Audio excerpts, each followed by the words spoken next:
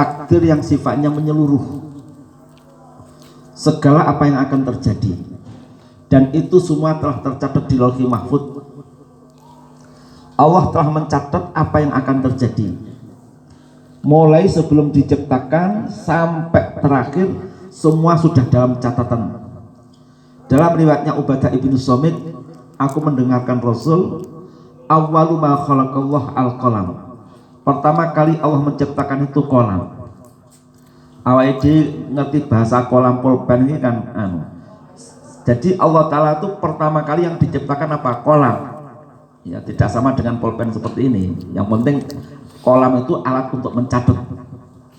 Allah katakan kepada kolam, ya kolam uktub, wahai kolam catatlah.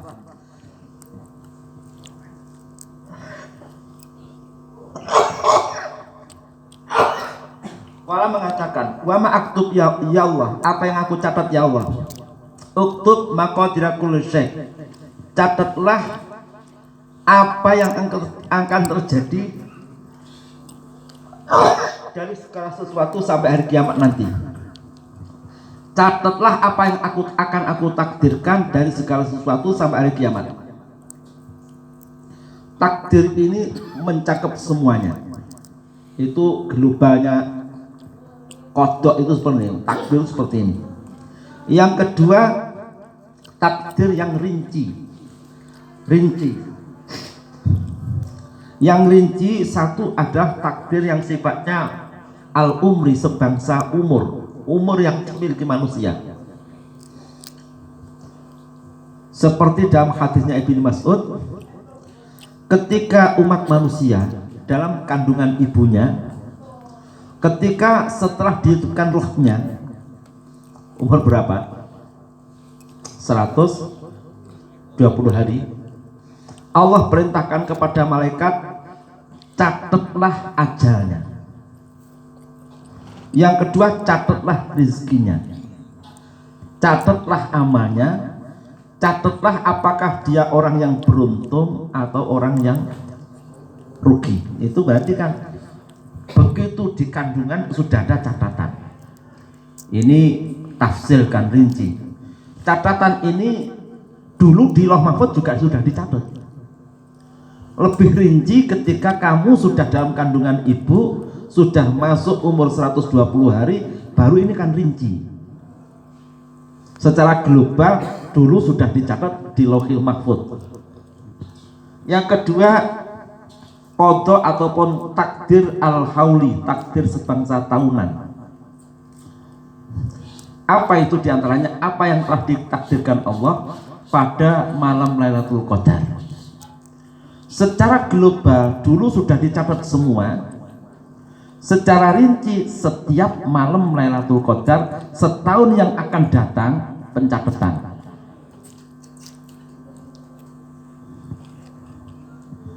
Jadi dalam surat apa? Dukhan ya. Inna anzalnahu fi lailatin mubarakatin inna kunna munzirin fiha yufraqu kullu amrin hakim. Fiha, pada malam Lailatul Qadar, yufraqu kullu amrin hakim, dirinci segala sesuatu. Sehingga dalam ayat ini semuanya mufassir itu khilaf.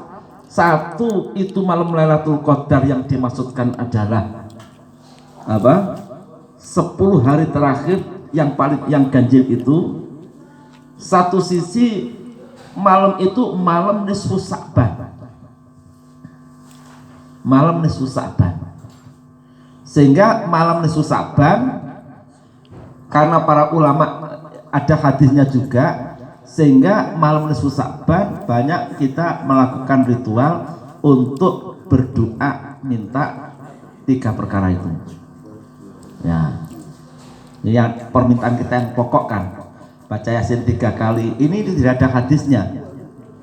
Ini nggak ada hadisnya, nggak ada. Ini nggak ada hadisnya. Tapi nggak salah. Tapi kalau ritual yang berlebihan mengadakan mengkhususkan pada malam ini dilakukan sholat apa berapa rakaat, ini sudah itu berlebihan. Kalau baca Yasin nggak berlebihan, tuh boleh-boleh saja. Ya. Di takdir hauli apa malam nisfu Sa'ban ini termasuk ihya ilatul ghaib, menghidupkan malam-malam yang sangat dicintai, malam nisfu Sa'ban atau juga malam Lailatul Qadar. Kenapa kita menghidupkan hari itu? Hari pencatatan nasib. Dulu sudah dicatat, dulu Lauhul Mahfuz sudah dicatat. Ketika dulu di Lauhul Mahfuz sudah dicatat, barangkali itu catatannya itu rada elek ngono, kita perbaiki pada malam takdir hauli bisa. Pada malam Lailatul Qadar kita betul-betul berdoa minta, bisa akan diganti. Takdir hauli fiha yufraqu kullu amrin hakimin amra min indina. Yang ketiga takdir yaumi, takdir harian, bahkan dikatakan detikan. Setiap detik, setiap Allah selalu memutuskan putusan hukumnya, seperti yang disebutkan dalam surat Ar-Rahman, kulla yaumin huwa fi sya'an, kulla yaumin huwa fi sya'an. Setiap hari, bahkan setiap detik Allah mengatur hambanya. Berarti sebelum itu terjadi masih bisa kita berusaha untuk bagaimana kita menjadi baik. La yaruddul qadha illa du'a. Tidak bisa menolak qadha kecuali berdoa.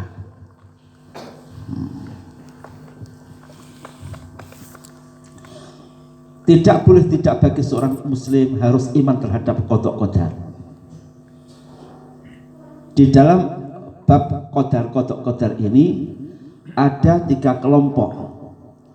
Kelompok satu adalah kelompok Qadariyah yang mereka mengingkari tentang masalah qadar, mengingkari tentang masalah qadha. Kalau Allah Ta'ala itu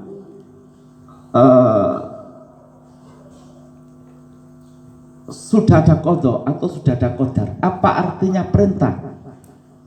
Apa artinya perintah sholat? Kalau itu sudah tercatat, mereka pemahamannya seperti ini. Jadi ini pemahaman yang salah maksudnya. Orang-orang Qadariyah itu punya anggapan opo artinya ngongkon sholat, ngongkon poso kalau itu sudah tercatat. Ini kan ujian apa yang diperintahkan Allah kepada kita. Apa yang diperintahkan Allah kepada kita ini tidak berarti kita mengerjakan tuh memunculkan diri kita sendiri, tidak. Qadariyah itu pada dasarnya ini dipengaruhi faham deisme. Faham deisme itu termasuk itu faham kuno ya. Deisme itu punya pemahaman begini. Mereka percaya dengan Tuhan, percaya alam semesta diciptakan oleh Tuhan. Cuma Tuhan itu setelah menciptakan alam semesta itu sudah diatur sedemikian oleh Tuhan dengan aturan yang sangat rapi. Setelah itu Tuhan di langit, alam biar berjalan sesuai apa adanya, dan kita manusia diberi kemampuan untuk mengatur alam. Itu faham deisme, mengedepankan akal.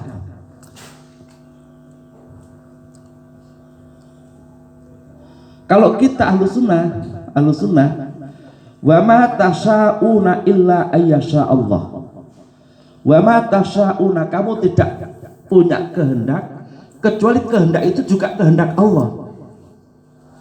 Kamu bisa berbuat ini dan itu satu atas kehendak Allah, juga atas qadar dari Allah. Wallahu khalaqakum wa ma ta'malun. Allah yang menciptakan kita dan Allah yang menciptakan amal kita. Perbuatan kita tuh menciptakan Allah. Kalau orang deisme, pekerjaan itu pekerjaan kita, tidak ada keikutsertaan Tuhan di dalamnya. Mu'tazilah pun juga terpengaruh paham seperti ini. Orang Mu'tazilah itu orangnya cerdas-cerdas, tapi saking cerdasnya mengalami pemikiran yang terlalu logika, akhirnya meniadakan Tuhan. Faham Ahlussunnah tetap logika harus matang. Akan tetapi apa yang terjadi, tetap kita itu meyakini semuanya itu tetap ada keikutsertaan Tuhan.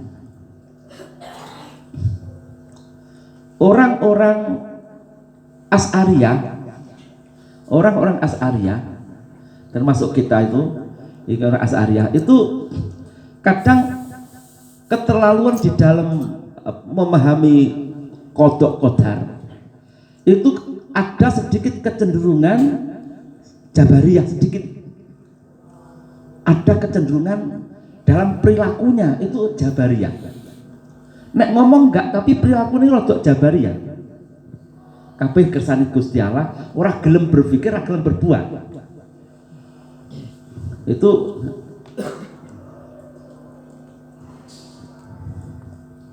sampai kadang-kadang ketika mempelajari tentang akidah Aqaid 50, mukadimahnya kan membicarakan tentang sifat wajib, sifat mustahil, sifat jaiz, kan begitu.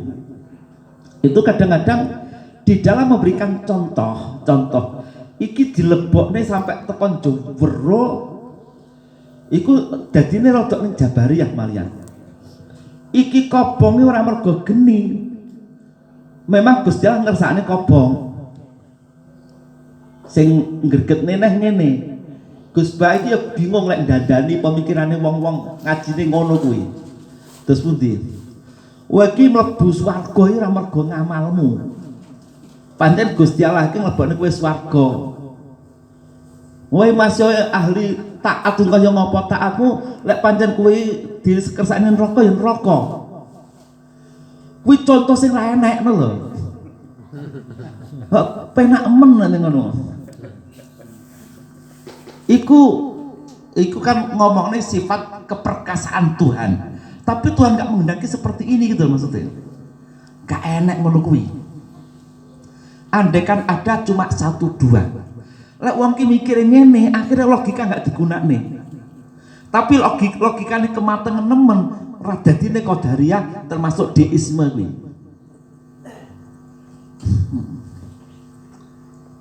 Jadi Tuhan menciptakan, kalau deisme kan begitu, Tuhan itu menciptakan alam semesta, mereka berarti iman pada Tuhan. Cuma Tuhan menciptakan sebab, dari sebab inilah alam berjalan. Lah, dari kenabian zaman dulu, itu kita sangat ditekankan untuk mempelajari tentang sebab akibat. Lah, orang-orang Asy'ariyah termasuk kita ini nggak patek gelem mempelajari tentang sebab akibat. Padahal kenabian zaman dulu kita tuh selalu dipancing untuk berpikir alal akil ayakuna arifan bizamani. Wong sing pinter, wong sing cerdas kudu ngerti zamane. Jadi dalam kitabnya Nabi Ibrahim, kowe iki diutek-utek nih. Alal akil ayakuna arifan bizamani, alal akil ayakuna musyan bizamani, alal akil ayakuna hafizon lisani. Banyak. Alal akil ayakanu arba'u sa'atin. Lek ning surat Baqarah termasuk afala taqilun, afala tatadzakkarun, afala tatafakkarun. Utekmu gunakno. Ojo ngaji agama malah akhirnya utek nggak digunakne, nggak iso pas ngono. Sehingga Al-Quran pun kan banyak menyebutkan tentang ulul absar dan ulul albab. Nah, sifatnya ulul albab itu ya tafakkaruna fi khalqis samawati wal ard, selalu melakukan tafakkur, analisa.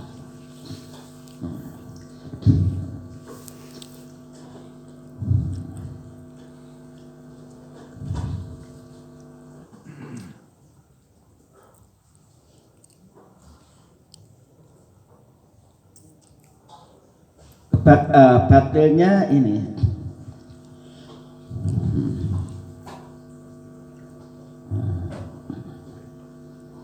Wa ma tasya'una illa ayyasha Allah Rabbul Alamin. Ayat ini bisa untuk membatalkan faham Qadariyah. Kalian tidak menghendaki kecuali kehendak itu atas kehendak Allah. Kalau Qadariyah kan kehendak kita sendiri. Kemampuan kita sendiri, ya.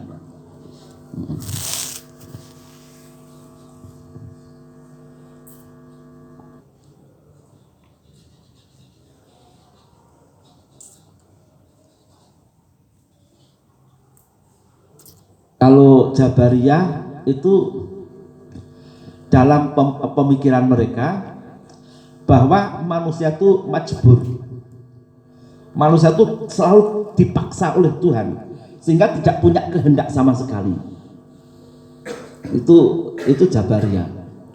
Tapi kalau Qadariyah itu terlalu mukhayyar, manusia itu makhluk yang dibebaskan sehingga kebebasan itu dia bisa menentukan zahir dan batin. Kedua-duanya salah.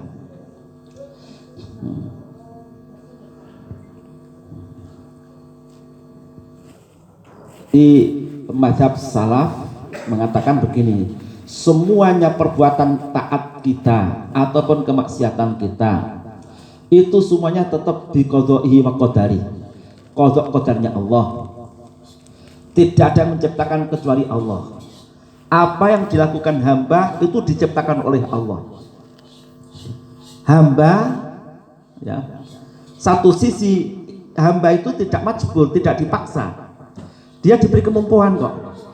Allah memberi kita sifat iroda, kehendak. Allah juga memberi kita punya sifat kemampuan. Kamu itu punya menentukan apa keinginan kamu juga punya keinginan.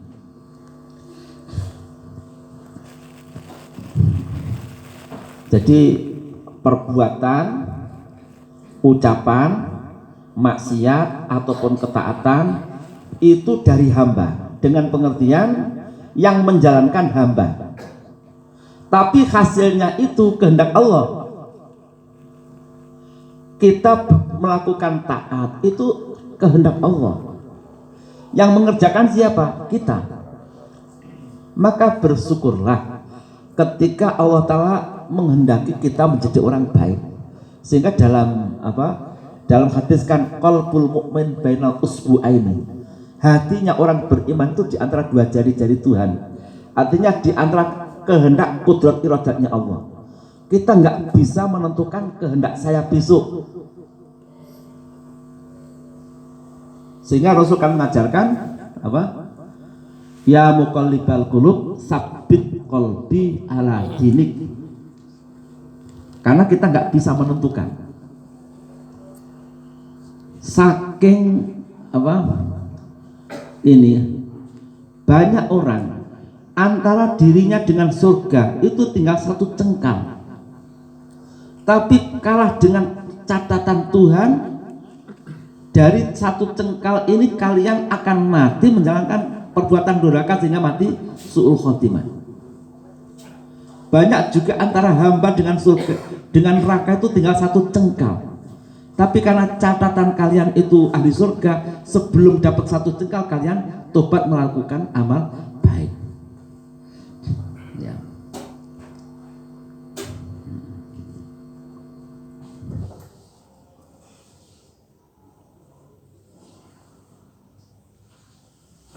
Buah daripada iman qadha qadar ini, buahnya apa? Di antara buah-buahnya, orang itu kalau iman qadha qadar itu hati kita akan tenang, damai, tidak ada tidak guncang, tidak ada guncangan-guncangan. Apapun yang terjadi di hati kita tidak ada guncangan-guncangan. Karena begini, ketika hamba itu mengetahui apa yang terjadi atas itu semua ada kehendak Allah, kita sudah tidak akan komplain. Apa yang terjadi itu kan kehendak Allah, kita nggak komplain. Nah, disitulah Rasulullah SAW menjelaskan begini, wa'lam annama asobaka lam yakun liyukhti'aka. Apa yang menimpa kepada kamu bukan kekeliruan bagimu, memang sudah catatan seperti itu. Wa ma akhtoaka lam yakun liyusibaka. Kalau kita menghayati hadis ini, hati kita tenang. Yang terjadi ya sudah terjadilah. Yang akan terjadi ya sudah, tawakkaltu 'ala Allah. Tidak ada orang yang paling tenang dibanding orang yang beriman.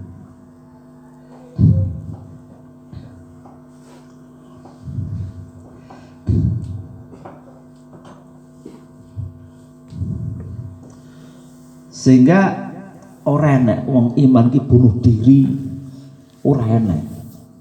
Putus asa, enggak ada orang beriman itu.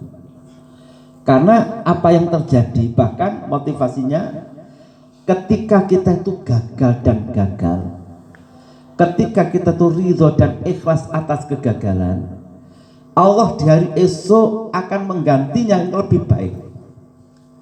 Dan dalam keyakinan kita, apa yang dikehendaki Allah itu jauh lebih baik daripada apa yang kita kehendaki. Ini harus dipegang erat-erat. Apa yang dikehendaki Allah itu jauh lebih baik daripada apa yang kita kehendaki. Cuma kita berbuat sebanyak-banyaknya tetap. Contohnya Pak Tris Kediri gitu. Wih pengen dadi lurah radadi, masa nyaloknya bupati dadi ya. Pokoknya dadi lurah paling mutase pangah lurah terus. Nah. Ya seperti itu. Kalau di kepala dinas juga malah dipecat, kalau di wali kota dadi. Jadi kita bicara tentang qada dan qadar itu supaya kita itu semakin mantap, semakin menjadikan kita baik. Kita harus meyakini apa yang dikehendaki Allah itu lebih baik daripada apa yang kita kehendaki. Tapi cuma di depan Rasul tetap menekankan kepada kita, ikhris alama yang fauk, ikhris alama yang fauka. Sukalah kalian. Kita hendaknya semangatlah kita untuk menggali perkara yang memberikan kemanfaatan kepada kita. Wonge ora oleh berpangku tangan, ora oleh gurmek congkrak cangkruk tok pil, kudu semangat mengejar sesuatu yang memberikan kemanfaatan kepada kita. Kemanfaatan ilmu memberikan kemanfaatan kepada kita, bondo kemanfaatan kepada kita, derajat memberikan kemanfaatan kepada kita.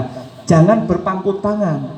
Ojo jograk-jogrok, jograk-jogrok ngenteni takdir. Kuwi jenenge jabariyah. Kuwi mazhabe wong nglintuh.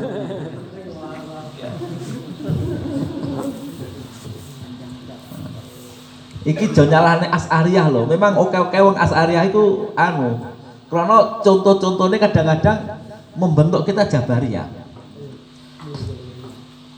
Ini jelas, ini penekanan dari Rasul, ikhlas alama yang faukan. Kita ditekankan untuk rajin mengejar sesuatu yang memberikan kemanfaatan. Ini ibadah. Isuk ki apa ya? Isuk ki kudu yang saya kejar apa? Itu kudu kenal. Bukur umati barokatun. Pagi-paginya umatku banyak keberkahan. Isuk ndang agi-agi budal.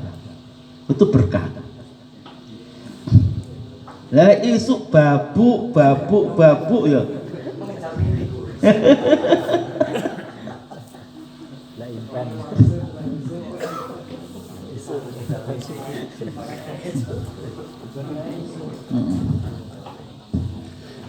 Tapi ada yang semalamnya nggak tidur, tidurnya diganti pagi. Itu jamnya kemarin. Itu kalau kolo-kolo nggak masalah, tapi ojo tiga penggaya. Ya kalau ya tetap bukur umati barokah. Pagi-paginya umatku berkah. Semangat pagi, bekerja pagi, bahkan sedekah pagi. Ya. Wasta'in billah, minta tolong kepada Allah. Wala ta'jizan, wala tadza'an.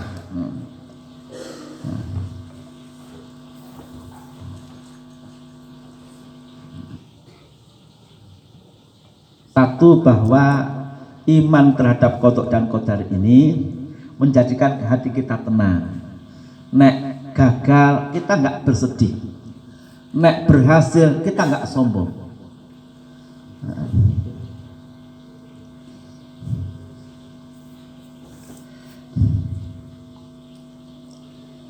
Jadi ayatnya kan likaila taksau ala ma fatakum wala tafrahu bima atakum wallahu la yuhibbu kulla mukhtalin fakhur. Mengimani qada dan qadar ini akan membuahkan kita supaya kita itu tidak putus asa dari apa yang kita gagal, apa yang tidak kita dapatkan. Wala tafrahu bima atakum, dan kalian tidak sombong atas apa yang kalian dapatkan. Wallahu la yuhibbu kulla mukhtalin fakhur. Jadi Allah telah menceritakan annahu qaddara ma yajri minal masaib. Allah telah menentukan apa yang berjalan, apa yang terjadi dari berbagai musibah di muka bumi ini. Ayatnya kan ma asaba min musibatin fil ardi wala fi anfusikum illa fi kitabim min qabli an nabraha. Tidak ada musibah yang menimpa di muka bumi, menimpa kepada diri kalian, kecuali semuanya sudah tercatat. Tidak ada musibah yang menimpa kepada siapapun kecuali sudah tercatat, sebelum diciptakan sudah tercatat. Inna dzalika 'alallahi yasir, bagi Allah itu hal yang mudah. Kenapa diciptakan seperti ini? Agar kita tidak putus asa ketika kita gagal, dan agar kita tidak sombong ketika kita berhasil.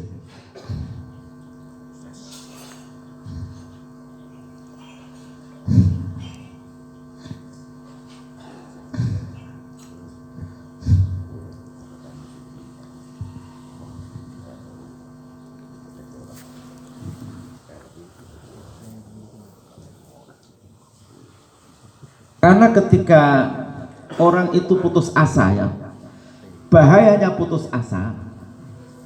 Orang yang putus asa itu namanya sudah berprasangka buruk kepada Allah dan akan menimbulkan dampak yang merugikan dirinya sendiri. Ya, sebaliknya orang yang ketika berhasil dia sombong, itu nanti dia akan melakukan al-amru mimakrillah, merasa aman dari tipu daya Allah.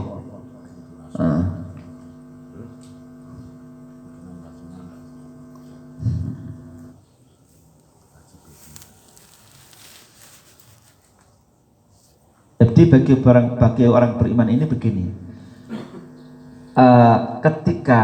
jadi tidak ada seseorang kecuali selalu bisa bahagia, bisa bersedih. Maka jadikan ketika kalian bahagia, gunakan untuk bersyukur. Ketika kalian untuk bersedih, siapkan kalian untuk sabar. Jadi menyangkut qada dan qadar ini tidak berarti hamba itu tidak berbuat, ya. Kita tetap menggunakan sebab musabab.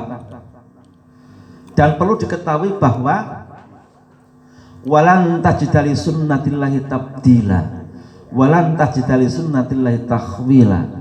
Tidak akan diganti sunnatullah, tidak akan dirubah sunnatullah ini. Kamu tidak akan menemukan sesuatu diganti, tidak, juga tidak akan dirubah. Artinya apa? Sunnatullah itu ya hukum alam itu loh. Hukum alam itu loh sunnatullah. Ora diganti, ora dirubah. Wis buktine sregep nyambut gawe insyaallah ya duit-duit ngoten lho. Heeh. Kowe gelem mangan ya wareg ngoten lho. Kowe gelem ngopi ngerokok ya ning pikiran lo fresh ngoten. Kowe kan sunnatullah kok.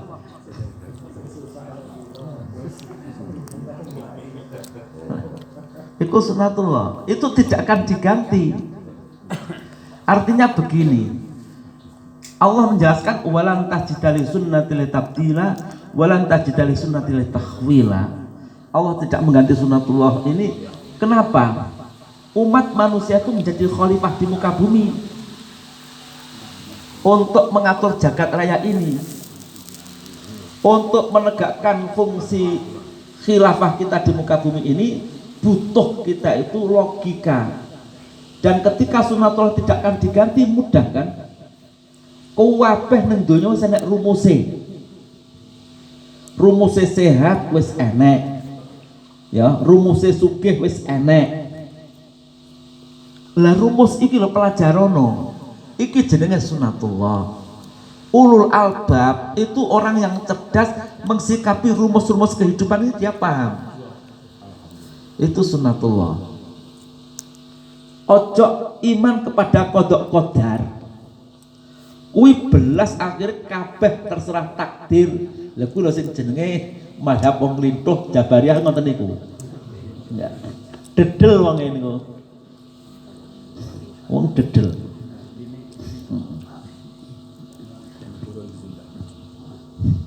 Jadi mulakno ning donya ki wong sing cerdas sapa, Pak? Sak donya sing pinter-pintere pangga wong Yahudi. Wong Israel. Nyapa?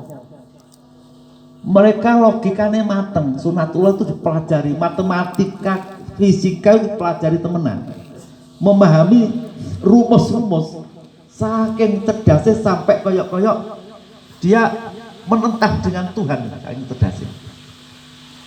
Ya. Ya.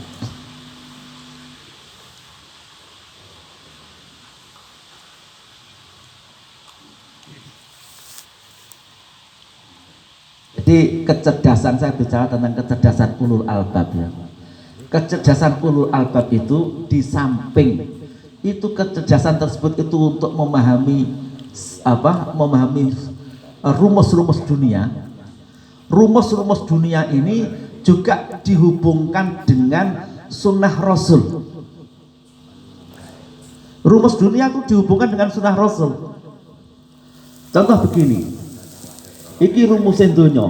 Nek enek banyu kolor ngidul tak lebokne ning Blombang. Rumusin donya kali iki kira-kira garing apa teles? Kelewatan banyu kira garing apa teles? Teles apa teles? Lek kowe kelewatan duit iki kira-kira kowe katut teles ora? Kuwi rumusin donya.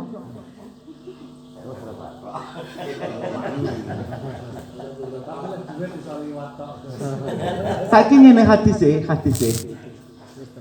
riwayat bermakna ya, riwayat bermakna. Ketika kamu mendapatkan oleh-oleh dari seseorang, di situ ada teman-teman kamu kudu melok roh rasane.